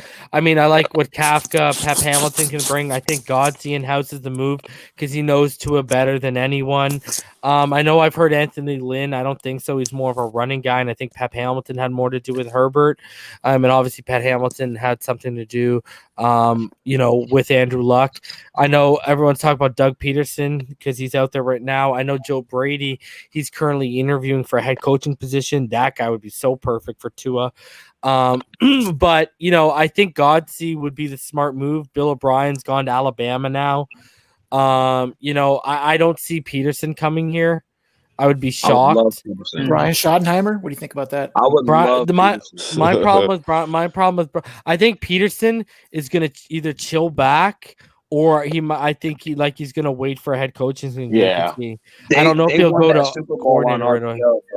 They won that Super Bowl on the RPO. So, and they ran it well, and they had Nick Foles, trash-ass Nick Foles back there, and he threw for like 500, bro. Yeah, but here's the thing. What did they have that we don't have? They had, look at their running game compared to ours. Yeah, exactly. Yeah, you got to have. What did you ask, Ryan? What did you ask, Ryan? Sorry? About Schottenheimer. Okay, so my only issue with Schottenheimer is if you look at the last half of the season, they became like super predictable on offense. They weren't like innovative at all. And they really started to dip. I mean, look at how they went out there. Like, they went out like with not even a huff and a puff. Like, it was just and they were gone. Like, my issue with Schottenheimer is just I didn't like what I see from the second half. We just got rid of a guy because we all can agree the offense is starting to get predictable. Schottenheimer was starting to get predictable, right? And apparently there was a lot of issues with philosophy. And guys, what did you hear? Pete Carroll was basically calling him out in the media for not letting Russell cook. Remember? Yeah. So I don't want a guy like that, man. I'm good on that. We had that last year. And so there's names, like I said, with Kafka. I mean, I if you guys go back to when Chan Gailey gets resigned, I listed a whole bunch of names for everyone. I went over some coaching trees of some of these guys. So there's some options out there for sure. Do you like Peterson? Reason? I got no problem with Peterson. I got no problem with Peterson. But my problem is we're gonna hire a guy whose shelf life just ran out somewhere after not even that long after winning a Super Bowl. That tells me two things: either he's gonna have a short shelf life here, or if we get success early, he's gonna dip for a head coaching job anyways. He's gone. Him, though, man. That's the good thing about. I think Flores. Here's the thing too. Got to look at what Flores did with Boyer, right? Got rid of Patrick Graham and started grooming his own guy with Boyer. Again, Godsey is Flores' guy. It looks like he's starting to groom him. Go ahead.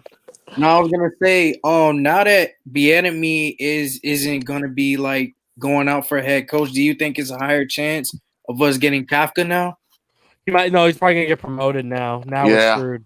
If he gets hired in Houston, Kafka's going to get promoted. Yeah, Andy Reid's not going. Andy Reid's not going to lose both because the way they're looking at with Andy Reid, with his age, they can hang around another 3 to 4 years. And Andy Reid could be grooming one of them to take that head coaching job.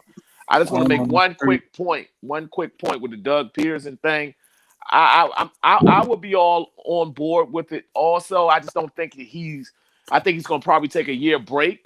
In the Super Bowl year, they did run the RPO when he was in Kansas City. He was offensive coordinator. Alex Smith was the quarterback. You know, Alex Smith from Utah knows about the RPO when they went undefeated. You know, so like he's familiar with calling that. I just don't see that he, you know, after getting fired, you know, saying next offseason you're coming in to take an OC job. Let me ask you this, coach. Let me ask you this. I just like the pedigree. Let me ask you this. I agree with you, brother. Let me ask you this, Damien. Okay, so we know it was reported that when Flores got here, his initial number one for the OC job was Cliff Kingsbury. All right, so he was going to pluck the college ranks of a head coach. Okay, would you call up the man that found Tua Tagovailoa, Lane Kiffin? All right, and I talked to that about Rhino last night. Yeah. The thing is, with Lane Kiffin, I'm not even going to talk about the bridges he's burned. We're going to get past that. I'm not going to talk about that. Don't tell me about that. Because winning makes people feel free, right. Forget feeling right. I'm not going to get into that.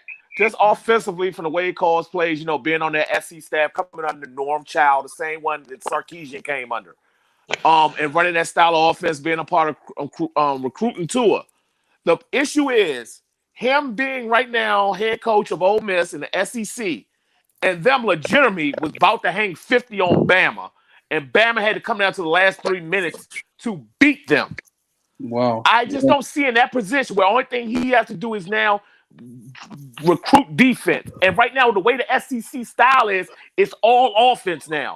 I just don't see him right now leaving. I think that job right there will propel him to either a bigger money job in college football or a big money job coaching back in the NFL where he wants to get. I just can't see it. Yeah, now Ross, now if anybody can persuade him, it's Stephen Ross's checkbook. All they have to do is give him Soul Cycle money. Okay, so now you put again your thought. Where would he be on your OC list if he was a possibility and said, "Yeah, I'm willing to listen"? OC list, gosh, it would be either him or it would be Sarkisian. I'm just saying a wish list. Sarkisian. No, but I'm saying in terms of all the guys, Day, because he came under Urban Meyer. And Urban Meyer, you know, was one of the aficionados at RPO. All the guys we've named right now. Like with the Kafkas, the Godseys, the Pep Hamiltons, you know what I mean? The Petersons, where would Kiffin line up for you amongst those guys? In terms of, would you rank him higher? Would there be someone you want more than him? If it came down to who I would take Lane Kiffin number one. Okay. Because his familiarity with Tua. That's where I was going. I just wanted to know that's where I was going. Just to be the OC. Just OC. Yeah. I have a question for you. Or Ron Day, but Ron Day's not going to leave Ohio State, of course. If you're Kiffin, it could be a big plus to come to Tua, to his team, and coach him and get him to where he needs to be, which is going to open up more doors. Doing that or being a head coach for Mississippi State. Mississippi State. They're not going to win. They're not going to win an SEC title at Ole Miss. That's what I'm saying. Wait. I'm not saying it's just the style right now, the SEC, and just watching that Bama game and how the SEC has changed to an offensive type of conference. Yeah. Like he can recruit. That's never been his issue. At Tennessee, everywhere he's been at, recruiting's never been an issue. I mean, we see that with Tua and Bama. It's just putting it all together. And like, this is SEC. Like if you luck up 1 year, all it takes is an injury to a quarterback. I mean, all it takes is an injury or two, and bam, he beats Bama. Bam, he beats LSU.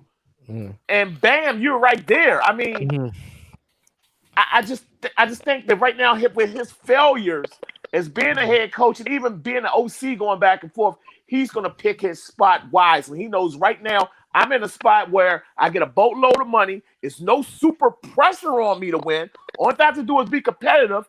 and I almost hung 50 on Bama, and they had to beat me in the last minute. So I think he's in a comfortable spot right now. You know what I mean? Yeah. But I would want Lane Kiffin. That would be number one for me. Is Lane. Jonathan from Finn's Line asked Patrick Jones or Basham. They're like really close for me. Like I love both these players. Obviously, Asai and Kwity Paye are like higher than them, but they're right there behind those guys. Andrew William asked Reason, what do you think about running backs if Najee and Etienne aren't on the board? I really like Trey Sermon. Attaboy. That's my boy right there from Ohio State. Who would be your dude? My dude would actually be if they're off the board and Javonte Williams is there. I'm running to Javonte Williams. Who has greater potential, Tua or Baker? Both very accurate coming out. I actually think Tua has a higher ceiling than Baker. I mean, I liked his tape a lot better coming out. And then continuing on with some of these questions, we got a $3 donation. Derek says, I vote for Pep Hamilton. Me too. Howard University. DC defender. Yeah, man. So Donald says Reason sleeper running back to consider in the draft will be Kalen Hill. Yeah, we've talked about him on the show. It's actually Kylan Hill, but yeah, he's a beast, man. There's a lot of good running backs that are gonna be late. A guy who went Khalil back Herbert that was from Virginia Tech. Yeah, a lot of guys. Hey, how long do you think they take to address the OC job? I don't think it's gonna be overly long. You got a timeline on it or no? I wouldn't be surprised. I be external. Well, the thing is, like, you know, we haven't even heard anything about interview requests yet. Yeah. Like, we haven't heard a damn peep. Are they waiting to the playoffs to finish? Yeah, it's our OC. Here's my thing. It's looking like right now, like he might not, like the OC might not. And if it's Godsey, it makes sense because the guy's already in place when you go to the Senior Bowl. You just haven't reported it. Yep. So Steve Delafay asked Will Fuller in a free agency target. I'd take Curtis Samuel over him. The problem is Will Fuller. He's so dynamic, but staying healthy is a big problem for him. And he's gonna miss games next year too, because like he's gonna miss like the first 2 or 3 games. Yeah. Because of the PEs or something like that, right? Hey, Reason, you think if we hear about Gotti being at the Senior Bowl, you think that's our OC? No, I think he'll be part of the staff either way. I just got a feeling he's going to be the guy because I think Flores is going to. You know what I feel like Flores is trying to do, and it's a little arrogant and cocky. I think he's trying to start building his own coaching tree. I think it makes sense. I mean, the way they're going, I mean, it looks like from these first 2 years, it looks like he's going to be a long-term coach, and like we're going to have a coach for the next 10 to 15 years. The way he's starting these first 2 years, and that's for a better rebuild. That's what we want. Yeah, man. Yeah. We ain't had that since fucking Shula. Yeah. Daniel Grafton says Javonte Williams screams Marion Barber. Buddy, Marion Barber in his prime. Yeah, behind that. I remember Minnesota. I remember the University of Minnesota. Good God. He was the first beast mode, dog. Him and Lawrence Maroney, but definitely him. He stood out. He was a monster. That 2-headed monster in Minnesota. God. Nick said, did Lynn call plays for Herbert? No, man. Peppy boy. Yeah. That just shows you what he can do with a young quarterback, making him feel comfortable. Yeah. How about the OC from San Diego, or my bad, for LA, for the Chargers? Ain't he getting fired too? The OC? I don't know his name. I know it's a black guy. Yeah, Pep Hamilton. Yeah. That's what we're talking about. That's what we're talking about. Yeah. That's what we're talking about. He was the guy calling it. Yeah. That's what we need. Somebody that makes our young quarterback feel super comfortable. I mean, Herbert's talented, but like he didn't fit. You can see how comfortable he is acclimated from the college stage to the pro level. Like he's comfortable. Yeah, like this Allen. Oh no, it's a white dude. Pep's the quarterback's coach. Steve Steichen is the offensive coordinator. Hey man, got him feeling real comfortable. So Pep's the one that was working with Herbert. Yeah. And they're probably going to go because of Anthony Lynn, right? Yeah. Oh yeah, they're gonna get a new regime over there. Yeah, they're gonna clean house real quick. Gone. Yeah, it's not They're even a silly question. for that. They should keep the OC for sure. Yeah. No, sorry, Mr. CW Brown. That's the other name that I mentioned. I did mention Ken Dorsey from Buffalo was another name I did mention as well. There you go, Miami Hurricane fan. Yeah, remember if you go back, that was another name because he worked before Josh Allen. He worked with Cam Newton. Cam Newton had his MVP season under Ken Dorsey. 2015, yeah. So I named him as well. So I mean, let's go through them one more time. Let's take Bill O'Brien off now because he's gone. You got Godsey, I named. You got Kafka. You got Pep Hamilton. Adam Gase. No, I just want to see your eyes. We've added Doug Glass before we've added Doug Peterson to the list. Yeah, all right. Who else did we name here? Having a brain Could say fart. Doug Marone. You said Kafka. I said Kafka already. Yeah. What's his Ken Dorsey, right? Did you say Pep? Did you say Pep? You said Pep? Yeah, I said Pep. Yeah. So I named a bunch of Bill O'Brien was on that list because I think I originally gave like 6 or 7 guys, and then obviously Godsey and stuff. So there's about like 5 or 6 guys that you can make sense of. I don't want Doug Marone. Too much retrade. Well, here's my thing. What did Doug Marone just do? like here you go. Kafka, right? Mahomes, Super Bowl MVP under him. Pep Hamilton, Herbert just had the year he had. All right. Who else we got here? And Pep Hamilton also was instrumental at Stanford and Indianapolis with Andrew Luck. Yes, he was. Right? Like Godsey, he knows Tua better than any of these guys we're gonna name right now. All right. Now I'm at 3. I can't believe I'm forgetting names. Ken Dorsey, right? Record. Look what he did with Josh Allen. Look what he did with Cam Newton, right? Bill O'Brien was originally on that list because of look what he did with Sean Watson. And he, offensive, he had success calling as an offensive play caller. It was more so him as a GM that was in question, right? You know what I mean? But you see the tie-in? All these guys have success with quarterbacks. Young quarterbacks, too. Young quarterbacks. That's where you got to stick to. And then Doug Peterson is now added to the list. And I guess, before Wentz got hurt that year, he was going to be an MVP guy. Yep. So the tie-in is the quarterbacks. And yes, Doug Peterson coming with the RPO. That's beautiful. You know what I mean? And certain guys having tie-ins with the RPO. That's beautiful. But, that's where I'm at with it because I don't think they're going to pluck the college ranks. I don't think so either. Yeah. I think out of all the guys he named, honestly, I would love Kafka because he's the play caller as well in Kansas City and what he did with Mahomes. I mean, the knowledge he can bring over here, you know what I mean? So I would like something like that. And I want to build our offense like them in terms of how their weapons are with the speed. I think, obviously we want a better offensive line, but when you look at their running back room and their wide receiver core, I think that's actually what suits Tua's skill set the best. Because it screams Alabama. Their receiving core, McCall Hardman, Tyreek Hill, right? Sammy Watkins. He's not the 4-4 guy, but he's a good separator. He's a natural separator. Robinson, another guy who can take the top off. It's literally Alabama. And then you got running game with Clyde Edwards-Helaire and Le'Veon Bell. Only thing we need is those type of receivers. Yeah, I'm just saying we need a better offensive line because, imagine what Mahomes could do with a brick wall in front of him. Yeah. So I'm just saying that's where I'm at. That's how we need to build this team.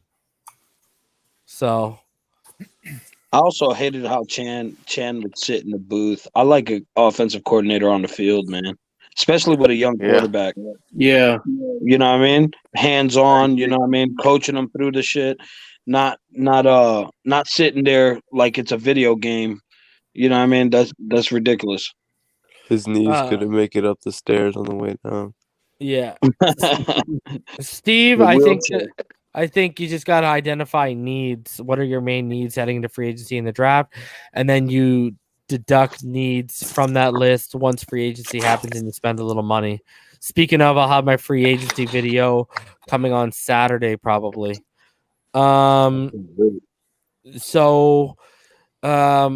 Oh yeah, and I know that people were mentioning Brian Schottenheimer earlier. My problem, the reason why Brian Schottenheimer isn't on that list is because he got fired working with Russell Wilson. He had Tyler Lockett, DK. Like you guys heard, DK Metcalf was even complaining about the offense and the play calling, right? So I don't want that. I'm good on that. And then Rome Gray says, Aaron Jones, I'll pound the table until it breaks. Man, I'm with you, brother. That pick up. I'm down. I'm with you, Rome Gray. Yep. I'm with you, brother. I'm just scared to pay it back, man. Since Zeke did that, you know what I mean? I'm just scared to pay any running back, man. Since Zeke took the money and just went trash for a second. Yeah, but Zeke got a couple of bad habits off the field that I think that weighs into his on the field performance. I agree. Man. I swear. I've heard Aaron Jones looks like a good guy, good kid, man. Yeah, I think of course. I like Zeke has a lot of bad habits. I would love Aaron Jones and Lindsey. Get Lindley and Aaron Jones, and you're basically done spending. I'm good. Yeah, I'm good. Get Devontae and get Sam Cosmi top of the Dallas doesn't have good running backs. They just have a sick offensive line. Can you guarantee that they're falling apart though? Top off some girl at a party. Yeah, it is. That's why the running backs are trash now. Yeah. What do you think about that signing we got? The running back from Carolina. Oh yeah, I saw that. I'm not. Jordan Scarlett or whatever. Yeah, for Florida. I don't really think much of it. I mean, he's just a future reserve, so practice squad guy, right? All right, okay, I got a bunch of people trying to come in. Mr. Miami, Soren, can I just get your final thoughts, and then I'm going to rotate you guys out. Mr. Miami, start with you. Okay, Soren, you got some final thoughts, brother? Yeah. My final thoughts are for the draft. We should definitely. I know a lot of people say it's dumb to draft a receiver at 3, but I think we should get Smith because I think him and Tua could be an amazing duo, and we could get a lineman later in the draft, like late in the first round, or we can even trade up for another one. I just feel like either that or Jamar Chase. I think I'd be happy with either one, in my honest opinion. Yeah. Appreciate you, homie, man. Feel free to come on whenever I drop the link, buddy, because I'm going to be ending it up here soon. So I just want to hear what these people have to say here. Thanks, buddy, for coming on. Appreciate you. Thanks, man. So Jan, I see you came back. You got some final thoughts, buddy? You're currently muted right now, just because I'm going to start going off, wrapping the show off. You're muted, buddy.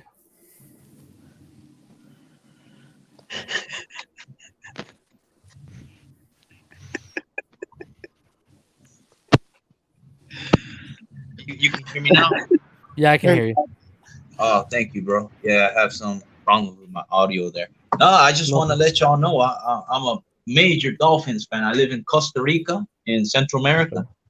Nice. I was raised in Miami. I'm just excited, bro, with this rebuild, man. I like what B-Flow is doing. I like Tua as a player, as a person. Thank you very much for calling Bias at Internet. John, how can I help you? Yes. He's got to go. I don't know. Yeah, I don't know what. Things are working. Boss walked in. He at work, I think. Yeah, fins up, man. Good. All right, guys. So I've dropped the link. If any of you guys, we're going to be around for about 15, 20 more minutes. And then we'll get out of here. I saw something I wanted to bring up here. Hold on a sec.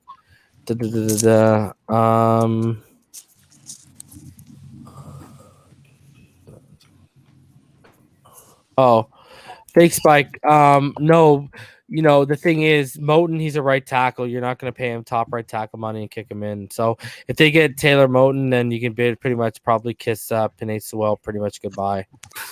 All right. So, guys, there's 271 of you in the room right now. Smash that like button, subscribe if you haven't. If you'd like to donate to the channel, paypal.me/Finside. You can also use the super chat. As usual, we got the Patreon shout outs. You can go over to our Patreon right now, and there's multiple levels: $2, $5, $10, $15, $20 levels. And as usual, shout out to all 18 of our active Patreons right now. Obviously, Infinite Trauma, Rhino Stith, the OGs, the first guys that signed up for it. And then, of course, you got Fake Spike 94, Shake Shake, Joe B, K All Day, Ramon Casillas, Seth, Slim Pickens, Victor Scott, Ramos, Big Time, Red Dino, Marino's Goat, Conflict, Keith Davis, your boy Trev, Josh, Tranquilize, and Jazza 803. Appreciate you, homie. Shout out to the whole Gold Coast. I haven't seen Canoe Style lately. I hope you're doing well wherever you are, homie. Patchvibes.com. Use the code FREEPATCHFINS for free Miami Dolphins Silver 25th anniversary patch. Go check it out. They got a lot of great designs there. Grab Finside the NFL merch, teespring.com/stores/Finside the NFL. And of course, this is the year, 10% off with code FINSIDE. So let's get from some final thoughts going through you guys. Rhino, let's start with you. Do you have any final thoughts for tonight, brother? Yeah, I really think Flo and Greer, they need to address this. If this goes on another day or two, they're going to have to address this in a release or something. And this too shall pass is all I'm going to say. I just don't see it happening. I mean, that's a lot to give up for the Texans, the GM. It's a big limb to go out on. So fins up.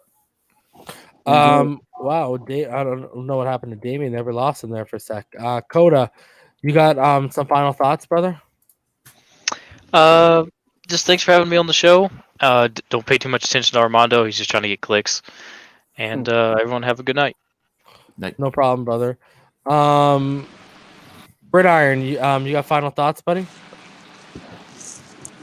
Yeah. So honestly, I don't care about what Joe Schmo's on our practice squad. I have to say, quite frankly, I would be fine with seeing most of these players go anyway. So yeah, fine. What was his name? Patrick Mahomes was talking up to a midseason this year, so I'll take his word over anyone else's on our team. Yeah, for sure. And I wanted to run this by you. We've been talking about route running wide receivers. Do you think that there's a chance in hell Minnesota would trade Adam Thielen? Interesting. I mean, hey, if they were, I would have a conversation with them right now. If you look at their 2022 free agents, I mean, it's a laundry list. It's huge. Yeah. So maybe clear up some cash. That's interesting. Yeah, he's solid, man. He's a solid player. Route runner. Yeah. Powerhouse, let's hear your final thoughts, buddy. Yeah, I agree with Rhino. I think Flores or Greer should come out and address this. And man, something's got to change because we can't keep having these leaks or whatever. It's just embarrassing to the Dolphins, and it looks bad on this organization. But yeah, other than that, friends up. Damien, let's hear your final thoughts, buddy. I just seen something in the comment. I really agree with this one player. I think if we was to draft Devontae Smith, I would love to pair him up with Allen Robinson. I really would. I hopefully maybe that'd be somebody Dolphins look at. Mm-hmm. But as a whole, I'm just looking forward to Senior Bowl. See our coaching staff get in there with the guys and evaluate talent to make our team better. I think we're on the right track, and hopefully our coaching staff, I'm with Rhino, like our coaching staff and our front office, they really need to dead this situation. Fins up, guys. Yeah, I mean, I know a lot of people are in agreement that they got to come out and address it. I'm not holding my breath because, I mean, I just don't think I don't know if that's in their character. I gotta ask you, Damien, because I know you said Allen Robinson with Devontae Smith. Aren't you worried that, are you moving off DVP in that case? If it was Allen Robinson or DVP, I would move off DVP. I've seen Allen Robinson excel with poor quarterback play. I know we haven't had great quarterback play, but I say that Fitz is better than anybody Chicago's ever had. I only say that because he had like about 1,000 snaps this year, and over 700 of them were on the boundary, right? So yeah, we're with Devontae, yes, he can play the slot, but he's mainly a boundary guy. So that's two boundary guys. That's the only reason why I asked that question. That's why I said to pair him up with Devontae. I mean, I'm Devontae Smith. And I'm not a DVP hater. Don't get me wrong. Even Devontae Smith is really kind of a boundary guy. Yeah, but he can. Slot, right? Yeah, you can use him in the slot. You can line him up anywhere. Yeah. Robinson's gonna get a lot of money though. I know. I don't. Yeah, he's gonna get top money. The money don't make sense. Yeah, he's gonna get top guy money. I'm telling you, I'm trying to convince Juju because he can go in the slot, and then I can draft Devontae, and I've got Parker and Devontae, and then my slot guys are Wilson and Juju. That's not a bad combination at all. That's a lethal combination. The other, and because even with Marvin Jones, everyone's talking about Marvin Jones. First of all, he's 31. Second of all, another guy who almost 1,000 snaps and about 650, 660 of them were out wide. Yeah, I ain't touching Marvin Jones. Yeah. You know what I mean? I don't want that, man. If you want the boundary, it's got to be Allen Robinson if we're going to take a boundary receiver. And I would, I would take Godwin over Juju, but Godwin is probably going to be the highest paid guy if he hits the market. I still don't think he's going to get it. Yeah, him and Allen Robinson. I think he is worth it though. Oh yeah. He's worth it. He's worth it. But here's my thing too. You got to think about. We only have about like $37.5 million right now. Yeah. The problem is we got to put 18 to 20 million aside for our draft picks because remember we had 2 firsts and 2 seconds last year. Those are costly, right? So we got to put money aside for that. That knocks off. Now we're down to what? If it's let's say 18, let's go to the low scale. Now we've got $19 million left, $20 million left. Godwin is like that's it. Juju and Aaron Jones, but you don't honestly, see some guys that if you get Aaron Jones, I don't think they're gonna get Juju. The realistic thing, if you get Aaron Jones, is pair him up with Curtis Samuel. Because Curtis Samuel will cost you like $8 million. Juju's going to cost you like 12, and Aaron Jones is going to cost you between 10 and 13, 14. You don't think they're going to mess around with that salary cap? Knock some salary cap down, cut some guys that. Really but we did it. We did it, man. And the most we could come up with was just over $42 million when we did it backstage one night when we cut Jakeem and all these guys. Yeah, Jakeem needs to go. Yeah, for sure. And he only saves you like $4 million or something like that. Not much. Aaron Jones and Molden. I think the most Rhino might remember. The most we could get up to was like $42.5 million. I think. Yeah, that's good for the rookies.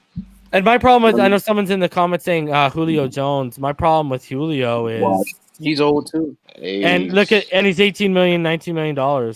Yeah, he's dumb. Yeah. Good luck, man. Yeah, exactly, man. I'm not about to pay that. So, all right, guys. Again, I will be back tomorrow night with Dudley Do-Wrong, Kevin Dern, Dante Colonelli, the homie Mr. Ballgame, and Paul from On the Fin side. We'll be back at 8 o'clock, and we might have a special guest pop in. I'll just make a hint. My other, I tabled it to my other host of the Finish Line if he wasn't around tomorrow. No way. So really? We'll see if he drops by if he's available. I said even if you can do a little stop by. We'll see what's up with that. So tomorrow, Roundtable, we'll recap the season. Obviously, we'll talk about all the Tua noise, and y'all already know it's going to be an insightful, intelligent conversation, even when some of us don't agree. They're not going to be nonsense. So tune in tomorrow night, guys, and appreciate you, the great Fins fan. He said $5 donations. Shout out to all you guys on the panel for the great content. Salute to you, Reason. Salute, homie. Appreciate you. Scummy says Armando Salguero, special guest. Yeah, I don't know about that, homie. I don't know about that, man. I don't know about someone that. Said it's gonna be TD. It's gonna be TD down on YouTube. Yeah, it's gonna be. There you go. Look at someone said that. There you go. No. Well, hey guys, quality over quantity, brother. So if we're gonna add to 6 and it's gonna be a 7th, this guy over here, and we're gonna add a 7th, it's gonna be about that quality. It's not gonna be about quantity, guys. This guy, you're too much, bro. This guy. Oh my god. Next thing you know, Rhino's gonna create a voice box, and we're gonna hear Josh Rosen takes from that avatar. Appreciate all of you guys for hanging out with us, guys, for almost 2 hours. Again, we'll be back tomorrow night, and then it's looking like I'll be back Saturday night, guys, for the free agents. So be on the lookout for that. All right. So until then, y'all already know what time it is. It's Fins Up all day, every day. Fins Up. King Tua.